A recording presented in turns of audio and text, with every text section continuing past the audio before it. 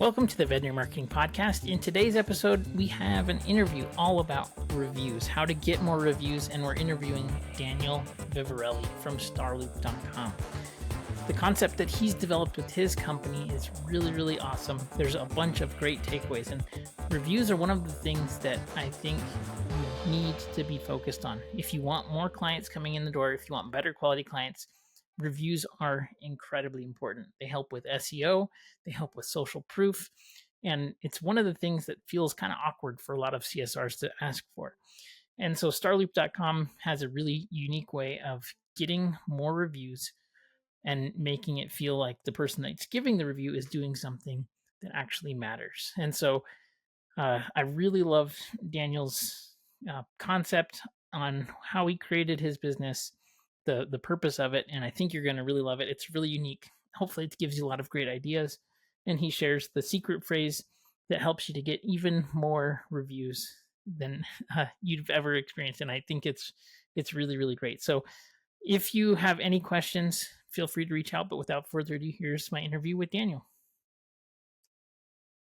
Thank you so much for being on the podcast, Daniel. Can you just give us a quick, brief overview of who you are and how you got started with what you're doing with Starloop? And I'm sure we're gonna jump into. I mean, it's very unique, and I'm excited to talk to you because I think that VetMed could use some of the There's a lot of features around what you do that is really cool. So can you tell us who you are and how you got started with it? Because it's super interesting.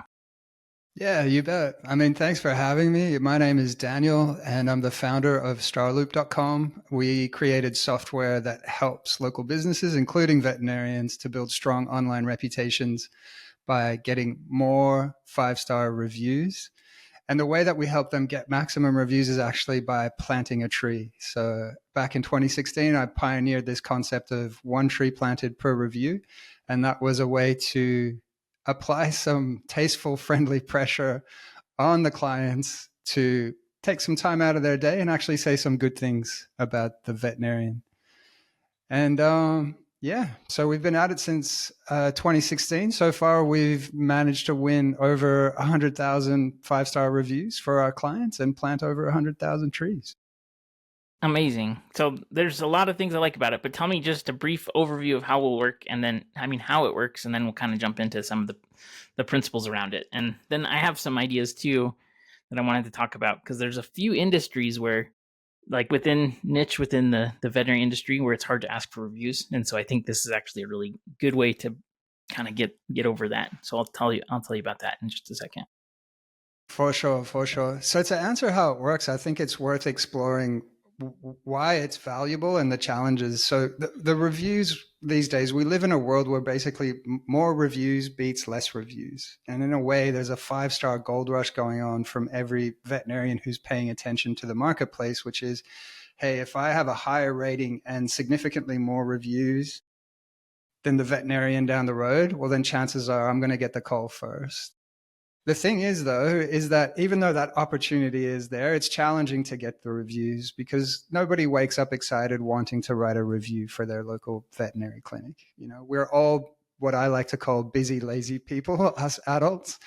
You know, from the time we wake up in the morning, we're busy taking care of our own priorities. And at some point in the evening, we switch to lazy mode because it's time to chill out. We've had a busy day. So there's really no opportune moment to ask a client for a review. If they're in busy mode, they're going to be like, leave me alone, I'm busy. If I try to engage them when they're in lazy mode, they're going to be, leave me alone, I had a busy day, I'm trying to watch Orange is the New Black or whatever.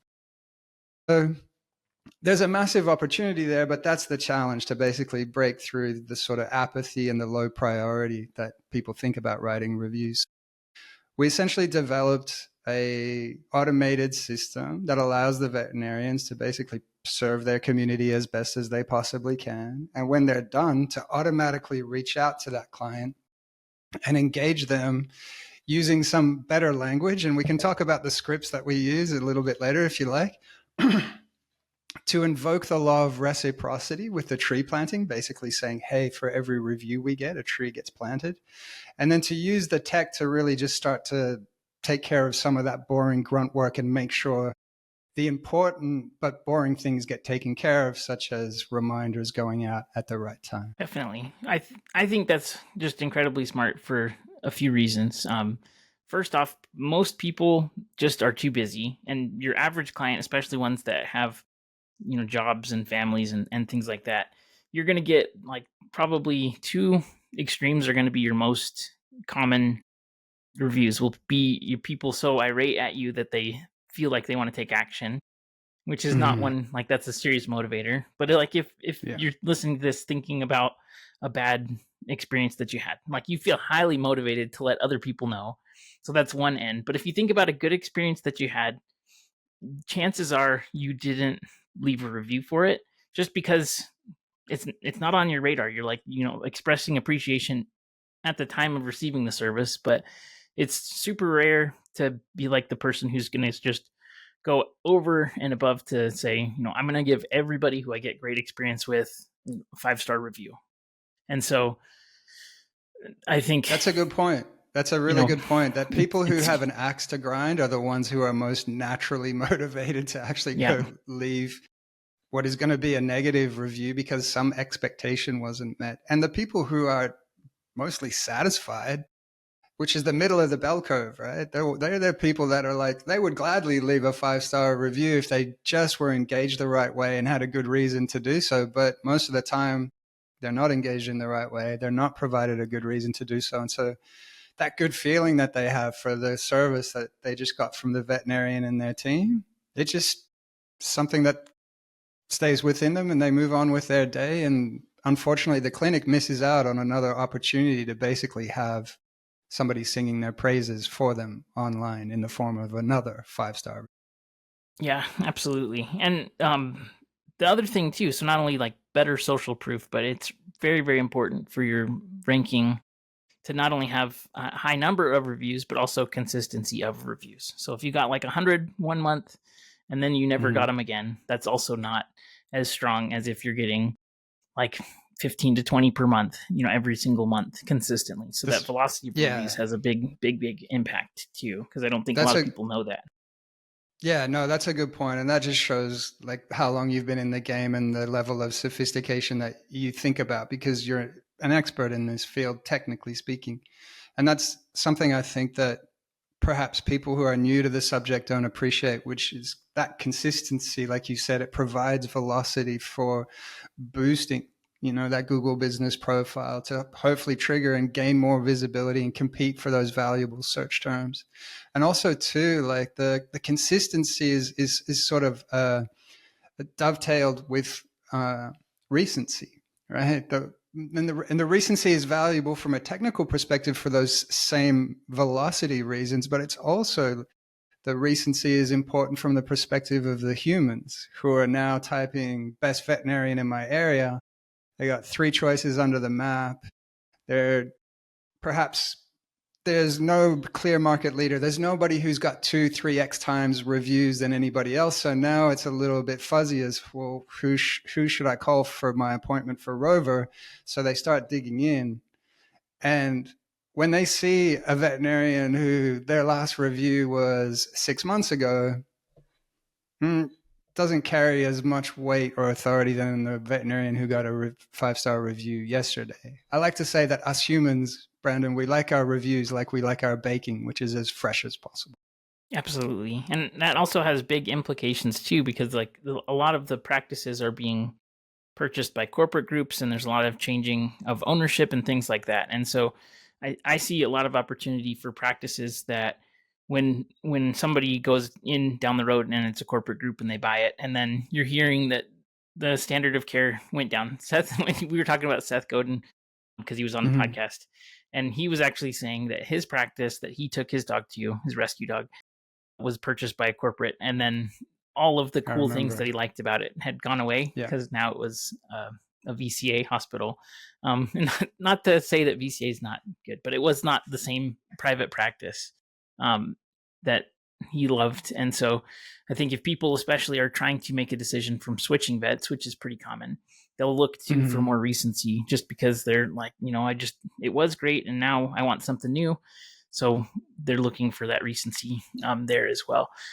That's true. And if I remember correctly, part of that interview, Seth was also talking about that from the perspective of not having to compete on price, right? Yeah, absolutely.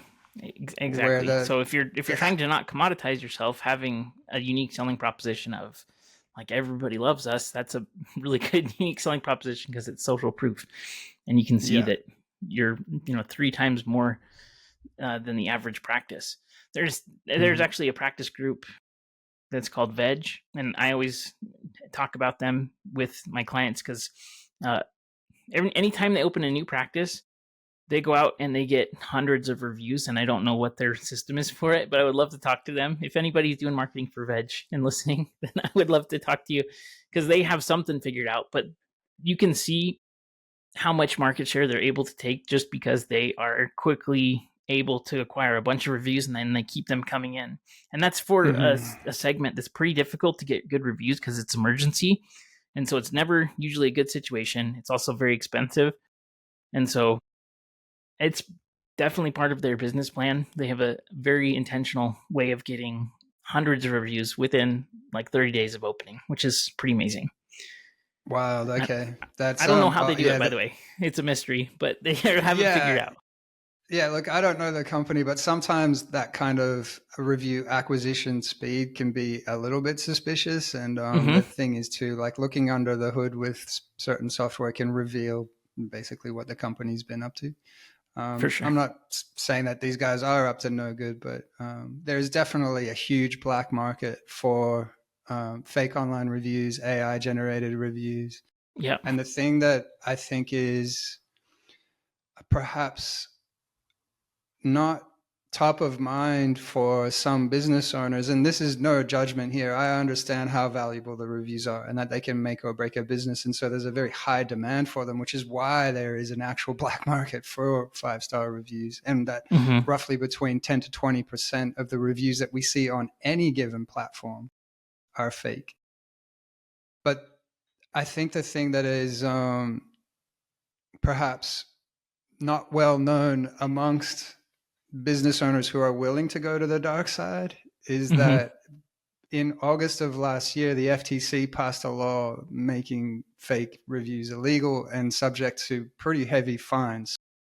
Something like $45,000 to $50,000 fine per fake review adds up to a lot of financial and legal liability for folks that are playing it loose with their online reputation.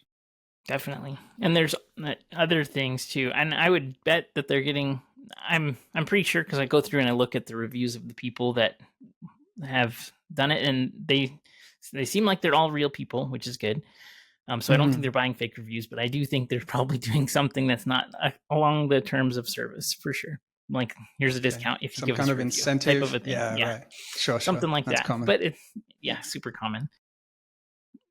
But that's illegal too, by the way. I didn't. I don't know for sure. I have no idea what they're doing, but they're super effective, and it's pretty remarkable. And I'll bookend it by saying this too: that yeah, by all means, like there are teams out there who, like us, have drilled into what it actually takes to solve this problem of engagement and conversion. And for all we know, these guys have just figured out a really smart strategy that is completely above board to convert at a level that's, way above average.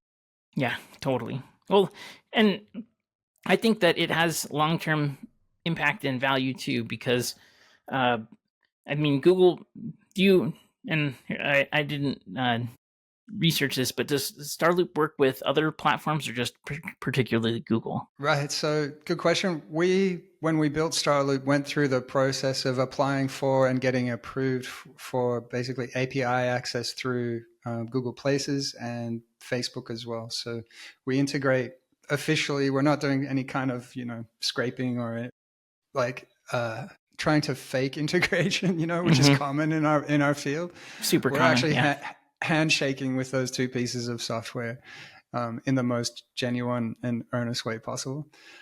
So for the time being, Starloop is working with both Google and Facebook. We're looking to add other third-party sites in the future. I think, though, that for us, what we find over and over again is there's very few of our members here at Starloop who are like, we want to get Facebook recommendations. If they do, they basically want to do it as a little bit of window dressing, just to get a bit of activity there. But really, the strategic focus is maximum 5-star reviews on Google with the strategic goal of establishing market leadership, which is a minimum of 2 to 3x more reviews than your next closest competitor. Right. So if the John down the road has 300 reviews, and the goal should be to have at least 900, because at that point you're the market leader and the clear choice. For sure. So that's what most clinics use us for, is to establish that kind of market leadership so that they can attract more clients and grow revenue. That totally makes sense. The reason I was asking is I think with all of the different things that are coming out, especially with AI, SEO is changing very quickly. And so a lot of the tactics and tools that are out there for SEO in particular are just not, I don't think they have a long-term shelf life. But ChatGPT and Grok and all of the AI tools that are out there, they don't have a review element built into it. And I think it'd be very difficult for it to manage it. And you can see too that it can use the internet like a person. And so it can go out and look for Google reviews. And that is a component of how it recommends local businesses too. Like we know that for sure. And so I think that this has a really long-term benefit with even the AI changes that are coming. For real. Can we unpack that a little bit? Because I think this is one of the most exciting opportunities actually for clinics who are not only paying attention to consumer behavior, which is more than 80% of people will seek out reviews before they pick up the phone to call a veterinary clinic, but also that we're in the beginning of a technological, like once in a lifetime technological revolution with AI. And I think too, when we think about like the search habits of human beings, traditionally we've searched with our fingers, we type, and then we get the results with our eyeballs. We're reading those results. And more people are searching with their voice. Hey Siri, hey Google, find me the best veterinarian in town, and then getting the results with their ears. So I think that's a really fundamental shift in the way that we search for stuff. Also too, though, and I think this is the part that's a massive opportunity for veterinarians that are paying attention, is that when we ask AI, which is essentially a computer or an algorithm, to quantify best, it has to try to do that somehow. And quantifying something is typically numeric, right? Yeah. So if I say, find me the best veterinarian in town,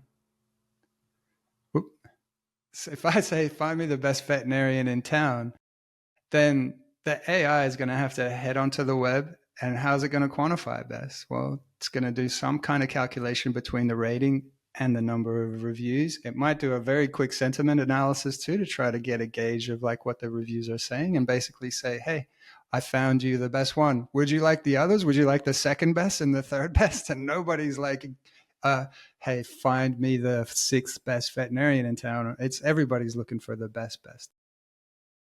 Definitely. And I think too, the Google business listings, there's like actual utility to that. And so I don't think that these AI tools have anything kind of similar, because you can see physically where it is. You can actually read the reviews. So in thinking through the types of things that people are going to continue using, at some point they'll probably get comfortable enough with ChatGPT, knowing where your house is, how close it is to you, and taking all of that into consideration for you. But at the same time, if they go to the Google business profile, I mean, they're going to still get a lot of value out of doing that search there. And so I think kind of weighing that cost benefit from the consumer standpoint of like, how much time does it take for me to search in Google versus searching in ChatGPT? I do think people are still going to Google quite a bit, just like looking for those reviews there.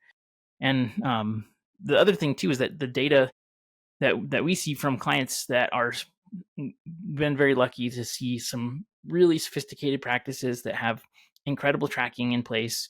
We can see exactly where the clients are coming from, how much they're spending to acquire, and they're doing everything really well. They're doing their SEO, social, they're doing like anything you can think of to try to scale client acquisition.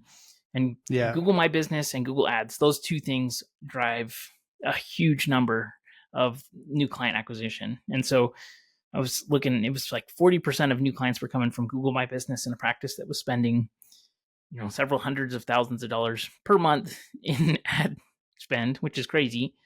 And just the value of that traffic was in the hundreds of thousands of dollars if you compare it to, Google ads and things. And so it's a really, really high value traffic source. I don't think it's going away with ChatGPT either. So like this is something that in the next 5 to 7 years, which is forever in the current internet time, is still going to be important, and who knows what's going to come out in 7 years, but for at least the next 5 years, I think it's solid. I love that you put it that way. We have a joke here at Starloop that, internet years are like double dog years. It's like 1 year is 14 years or whatever. Exactly. So it's like 100 years worth of time at least, right? Yeah. But I think that's a really strong point too, and something that's fundamentally overlooked. Like, Google, for most searches, you type something and they'll monetize everything that's above the fold. Like it's PPC across the board until you scroll down, then you're, into the organic. And I think for local, the thing that's kind of fascinating is that for whatever reason, Google still finds it to be in their strategic best interest to provide those Google business listings for free on the right-hand side for a brand name search and underneath the map for a contextual generic search. And that's a real opportunity, like you just described, for a clinic who's getting 40% of their clicks, calls, and clients, if I could put it that way, from a free from their traffic client source. Acquisition. We could see which clients were coming from there. 40% were coming from Google My Business. And for practice, I'd say for most practices, it's higher than that, just because they're not doing social. They don't have a real SEO plan in place. And so it's primarily Google My Business for practices that are just not being super proactive. I'd say it's much higher than that. For real. I think this is an amazing opportunity, and one that's quite often overlooked as a way to significantly reduce client acquisition costs, is by basically over-indexing for reviews and Google My Business. The other thing too is that if you're running like on the PMax placement, Maps is a Performance Max placement that you can run, and it does pull like a native organic listing. So it's going to pull your reviews. And so if it's a sponsored, so instead of a 3 map pack, now you have a 4 with the ad placement. But if you have one that has 2 reviews and then the one right below it has, 450, it's going to look unnatural. And so it's first page results. I think you're going to get better results for PMax. It's, highly local. So if you're trying to target maybe just a little bit outside of your normal organic ranking areas, and you want to be showing up with ads there, which we do a lot. Like we'll run local Falcon reports and see where we're ranking organically because we don't want to cannibalize that. But if we're trying to target outside of there, we're going to do much better if you have more reviews too. And so makes sense. I think there's just a ton of benefits around that. So maybe we can get into how does it work? It seems like it's really complicated. So how does Starloop work in getting trees planted? Yeah, for sure. So I guess the easiest way I could do is maybe describe like the like a typical client journey. And that'd be great. Yeah. Paint a good picture. So let's say Rhonda brings her dog Rover into the clinic. She has a good appointment. And then at that point, she's basically at the receptionist. It's time to basically pay the bill. How was your appointment? It was great. Thank you very much. All right. Enjoy. Have a nice day. So the clinic can basically have their practice management software integrated with Starloop via our API. And essentially now there's an automated workflow. It says Rhonda just left. Send Rhonda's first name, email address, and or cell phone number to our Starloop. At that point, Starloop receives those data points, and it'll send Rhonda an email and or a text message to engage her. And it'll say something like, hey, Rhonda, it's Sebastian here from Happy Tales Veterinary Clinic, inviting you to leave us some online feedback. By the way, a tree gets planted for every review that we get. Now, there's 2 magic words there. The first one is invite. When we extend an invitation to somebody, it has themes of warmth, friendliness, and inclusion. And the word feedback is a nice neutral word, and it's permission based too. It's kind of like saying to Rhonda, hey, how did we do? We'd love your thoughts. We'd love your input. So you'll notice that we didn't actually ask her for a review, which seems counterintuitive. But when we first launched Starloop Brand, there was a guy from Forbes that wanted to interview me. He was a customer service expert, and he found out that I'd taken 26 months to split test different words and phrases. So this is arguably one of the biggest takeaways that your listeners can get from this interview, which is this script that we split tested exhaustively. So I'll repeat it. Dear Rhonda, can we invite you to leave us some online feedback? A tree gets planted for every review that we get. All right. So the second part is now introducing the idea of a review. And it's also invoking the law of reciprocity. A tree gets planted. And the law of reciprocity is very powerful. It's this idea that if we venture to do something nice, such as plant a tree in this case, well, then people will be far more likely to reciprocate and do something nice for us, such as leave an online review. And so at that point, Rhonda's been engaged. We've said the right thing at the right time. I won't get into the timing, but basically behind the software is an algorithm that's looking basically for optimal times to send out the messages and the reminders. And so we've used a great script to say the right thing at the right time. We've motivated her with the tree planting. And at that point, she's going to be like, you know what? I did have a great experience at Happy Tales. I love the idea of a tree getting planted. You got me. Let's do this. And next thing you know, she's clicking through to Google, writing a 5-star review. That is incredibly important in the way that you have phrased that. And it might sound silly that 2 sentences are difficult to come up with, but like the simplicity of that, you don't have anything extra in there. And I'm sure it did take a long time, and it sounds amazing. It reminds me of, I used to work at a loan telemarketing center, and we had this closing phrase that was just super simple. It was very similar, not important what it was, but like it would get a yes like 97% of the time. And what was the phrase? Do you remember? So, what can you say? So the phrase was, so you would go through the pitch, and then so the next question would be like, you'd present the options, and then you wouldn't ask them which one they want, but you'd say, would you like me to describe the process of moving forward and what that looks like? And that was the question. And then they would say, sure, because why wouldn't they want to know how it moves forward? And so they'd say, okay, by the way, which option were you leaning towards? And then they would say the option that they were leaning towards and say, great. So our next steps are, and then your future pacing, what we'll do is send you this. It's really simple. It takes this much time. We take all the paper. We already collected all the data. So, it was really easy. But then the close rate was crazy high. That's almost like a sophisticated version of what most parents will know, that when it's like bedtime, it's not, hey, when you have young ones, it's not like, hey, kids, get your jammies on. It's, hey, kid, it's like, do you want to wear your red jammies or your blue jammies? It's exactly. like a sophisticated version of that. That's cool. Yeah, I totally see why that works. So then I think the thing too is that in vet med in particular, and I love the industry, the people are amazing. They're super compassionate. They're not good at sales at all. And I don't think they're going to be offended in hearing that. But anytime they ask for something, they feel like they're selling. And so they feel a lot of awkwardness around asking for reviews. And it's like nervous. Right. And so they feel like they're bugging people. And anytime there's some type of an ask, like the clinic is averse to doing that in general. And so asking the team to ask for reviews is difficult.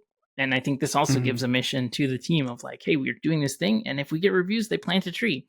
And that's positive. And so the team will be excited about it too. And it gives them something to talk about that's not just, and I wouldn't want to ruin the script that you have, but like it'd probably be pretty easy to say the exact same thing to the client as they're leaving instead of, could you leave us a review, which is awkward. And you're like, standing there staring at each other and seeing what they're going to say. Look, no, it's cool that you identified that. And I think I love the opportunity to unpack a little bit of that nuance, because for teams that actually have somebody at the front desk who's a little bit more extroverted and comfortable, that's exactly what we encourage them to do, which is run the script verbally. You can. It's like, it's such an, like, we also encourage them, like, you don't have to say it verbatim. It's a tight script and every single word there can justify its existence. There's no fluff. But if it feels strange, like saying the exact words as written, like, just capture the spirit of the script and say what feels comfortable. And then also, I know for those of that are watching on video, you see these kind of tabletop signs that we have where basically, they can run the script and basically point to the sign or the QR code. And that quite often is a sort of physical gesture that can have an interesting kind of momentum in getting people to just go, oh, I understand what I'm being asked for. I love the idea of a tree getting planted. I got my phone here. I'll scan the code and write the review on this. That's awesome. Definitely. The other thing that I was thinking about is that there's a lot of categories that are kind of awkward. Like an example is euthanasia. I have a lot of clients that do euthanasia. And so obviously the sequencing wouldn't be like on the way out, they're crying like, oh, by the way, if you leave this review, we'll plant a tree. But it could really be tied into, checking in, seeing how you're doing. I know this is a hard time. And then like leave us a review and we'll, like, I don't know, you could maybe think of something that would be like, here's another way to honor your pet's memory and we'll plant a tree for her, or, something like that. But yeah. Can I unpack a little bit of that nuance with you too? Because I think that's a really good point. One of the things that we provide in the API is the ability to have we call it the fuse, but it's essentially like a delay on when they want the invites to go out. So if there's sensitivity around the timing, they can actually say, well, don't send it for an hour or 6 hours or 24 hours or 7 days if they want to delay it accordingly. And I think too, particularly around, so obviously losing a pet and getting a pet euthanized is, for most people, is going to be a pretty sad moment in their life. They're saying goodbye to a beloved friend. And I think that what you mentioned is spot on. Like, it's not just about what we say. The timing is important. So if that ask actually comes in with a tasteful amount of delay, then the whole premise of the tree planting, I think there's some real alignment with a pet who's no longer with us, who's on the other side. And then the symbolic idea of life and growth in the tree planting. I think those two things are actually really quite beautifully meshed together. Yeah, definitely. And that's always been like, how do you ask? I feel like it's actually kind of inappropriate to ask for reviews after that. And so you only get the people that will typically, have the really moving experience. And euthanasia is a hard one. And the people that do euthanasia are amazing that I work with. But they just don't ever have a way to kind of get to that step of making the connection between helping other pets that had similar things. And then also, there's just, I think, a bunch of things there, but categories like that are difficult to get reviews typically. And, you want to help more pet owners have a good experience versus, just a bad end of life experience. And so I think, especially for the good ones, it makes a big difference for sure. The other option that's available to the clinics too is if they just hands down are like, no way, like, we're not engaging any of our clients for any reason saying anything when it comes to euthanasia, then they can set up filters on the POS that basically says, if service performed equals euthanasia, do not pass data to Starloop. That makes sense. And I think for general practice, that would probably be, you'd want to have a different, if the pet passed or, things like that, you'd want it handled differently for sure. So that makes sense. And that's good to know that can be done, because that is always a point of contention. The other thing too is that when like people are sending out emails and then the pet died and they just keep sending them specials and stuff, they get upset. But that's not with you, but we know that happens where they're like, hey, this is insensitive. And so handling that in the right way makes a lot of sense. But because it's aligned with a goal that is, gives them status, and there's, altruism attached to it, I think would lessen any mistakes that you made too, for sure. So yes, I think that's pretty cool. Where are the trees planted? Like, what where in the world are they planted? I think that might be something people are wondering just from out of curiosity. No, for sure. It's actually the most common question that we get, and I'm always delighted to answer it, which is the short answer is Ethiopia, Madagascar, and Nepal. And if anybody's interested in learning more, they can visit starloop.com, hit the mission tab at the top of the main menu, and you can learn more about our reforestation partners and more information about the trees and where they're planted. Very cool. I actually have a client who grew up in Madagascar, and her family was like missionaries, and that's pretty cool. So I didn't know anybody who had gone there, but she said she loved the place, and she took her husband over to visit where she grew up, which was kind of crazy, but very cool. And Disney made the place even more famous with this series of movies. Well, so what do you think in terms of realistic kind of review goals and things? What do you think is a good review goal? Let's say for a practice that has 2 doctors and maybe they see, I'm trying to think of how many appointment slots they're going to be seeing. It's usually, let's say they have 70 clients a week coming in their practice. What kind of a amount of reviews do you like to see for a practice that's seeing that kind of volume? All right. So some quick, if it's okay, I'll answer in percentages. Yeah, definitely. So that it could apply to any clinic, regardless of clients and doctors. So I like to think of it this way. Excuse me. The more transactional, quick, fast the experience, the lower the clinic will convert. All right. The more consultative, warm, and potentially slower the experience is, the higher they'll convert.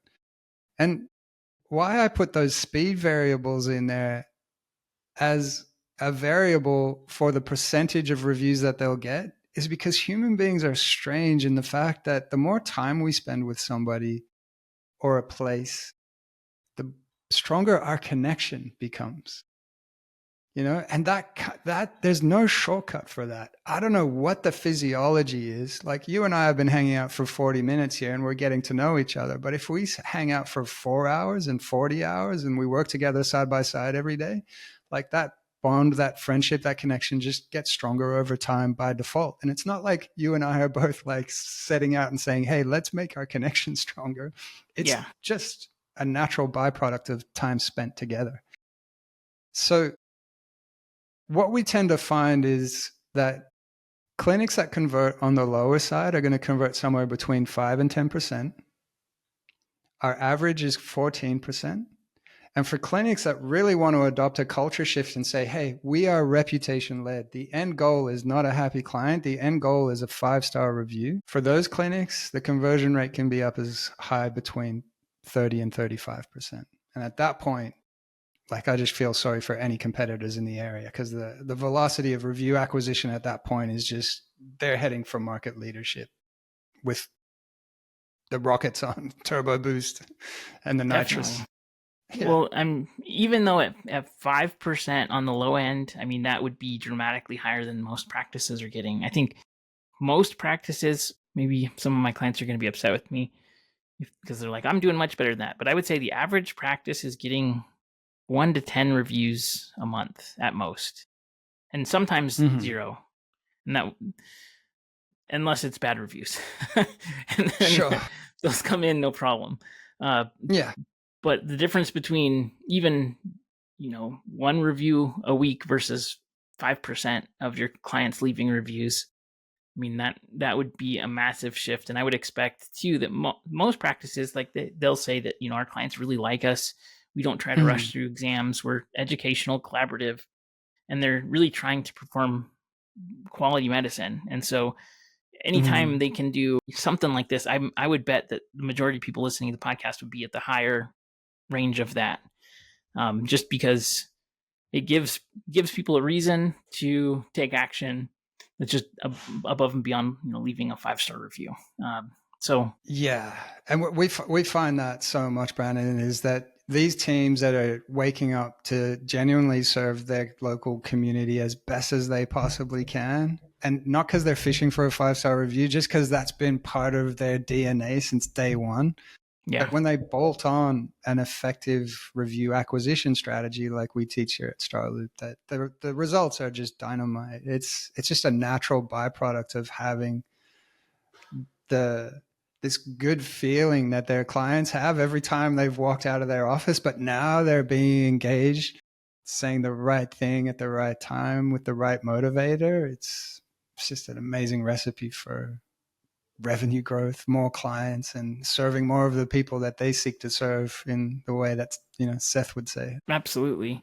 That all makes a ton of sense. And two, I think, just like you mentioned, that the scripting that you have is incredible, but also I think getting people to take action for something that's not themselves too, giving that extra reason, the reciprocity, as you mentioned, all of those elements really help to make people feel good about taking action rather than just letting it go. So Yeah. it's amazing. And a little bit about that too is something interesting is like earlier on when we were testing out different ways to motivate people, we tested a lot of different things, and the tree planting just won hands down. Like it was no contest against everything else that we tested. I'm still delighted to this day that rings true, because what it tells me is a few things. One is, when we tried to essentially quote unquote bribe people back in 2016, when the ethics and legalities of doing so were a little bit more murky, and we tried things like $5 Starbucks cards, 2-for-1s, go into a draw, $20 Amazon gift certificate, you name it. Those things moved the needle a little bit, but they didn't really work that well. And just ethically, I just felt gross that we had, our clinics essentially bribing people to say good things about them online. And they didn't like that either. And I'm glad that they didn't. And so when we tested the tree planting, it was just hands down way more effective. So I think that says something really beautiful about humans, that they're more responsive to the idea of a tree getting planted than a coffee card being put in their pocket. And I love that. I love that, what I'm about to tell you, which is usually, the feel good, do good option is some kind of fuzzy thing on the periphery of the brand or the strategy. It's, hey, you're buying a plane ticket to Phoenix. Would you like to spend an extra $2 to offset the carbon? Optional. In this case, the tree planting is a core part of the strategy, and not because it's some fuzzy feel-good option, but because strategically it's the best move on the board. It's the thing that's going to get the most reviews. And I love that the option to do good for the planet is the thing that does best for the business as far as revenue growth. Very cool. That's amazing. Yeah. I think that would be super, super helpful. Like, and thinking through it with the vet med space, I mean, there's a lot of, it's like ecosystem for animals is like a connotation of planting trees, right? And so like you're secondarily helping with more places for animals to habitat live. And there's, exactly. For sure. So that is really cool. Do you have anything that you think my clients would also benefit from that we haven't covered here? Because I mean, you're in the space of reviews. Is there anything you think that we're missing that they should know about in general? I mean, I think when we look at our own behavior in our personal lives, quite often that's indicative of just basically the overall way that human beings are behaving. And so when we overlay the way that we search for stuff, and most of us do read reviews, whether we're trying to find a Chinese restaurant near us, a lawyer to help us with our wills and estates, an emergency plumber because the basement's flooded, or the Airbnb that we're going to choose. Yeah, or anything you buy on Amazon all the time. Yeah, exactly. 100%. Anything you buy on Amazon, like the reviews determine where our money gets spent in our personal lives. Right. So I guess I want the practice managers, the doctors, the marketing teams to think of it from that perspective. Like the behavior that you guys use, that we all use in the day-to-day, is the exact same behavior that your potential new clients are doing when they're trying to choose which clinic to call. And beyond that, like, I just feel like in business, the numbers tell us what to do. If the vast majority, 80% plus of clients these days are seeking out reviews to determine which clinic they're going to call, well, then give them what they want. Give them every reason possible to choose you guys first by establishing market leadership and making your clinic the clear choice. Yep, totally agree. Well, how can people get in touch with you? And I've looked at the pricing tiers; they are super. I thought it was going to be way more expensive. So I think the Yeah, price is amazing. thanks. And so, how can people get in touch with you? Thanks. Yeah. Look, on the pricing, we actually haven't put our rates up since we launched in 2016. We're probably due for a price hike pretty soon. I actually was speaking to a doctor recently who had signed up with us, and he said, like, don't do it to me, but you need to charge more. I've heard that too all the time. Don't do it to me, but you should be charging more. Same thing. Yeah. Yeah, love that one. And as far as finding me, people can go to starloop.com if they want to learn more about the software and the tree planning and how we can help them establish market leadership through reviews. Or you can find me at my personal website, which is danielvivarelli.com. Perfect. Well, thank you so much for your time and all of your insights. I really, really appreciate you coming on, and I'm excited for people to try out. Excited to see case studies on this in the vet med space, but it'll be very exciting. Thanks for having me, Brandon. Thank you.